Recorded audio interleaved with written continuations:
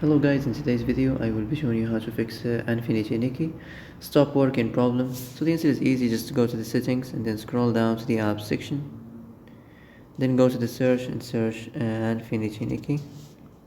Then go to the storage and here you will find this clear cache option. Click on it.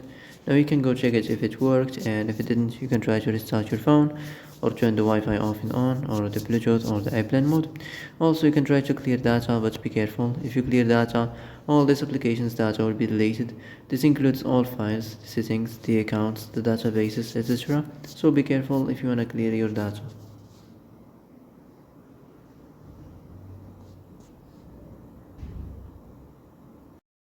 And that's it for today's video. I hope this is the answer you've been looking for.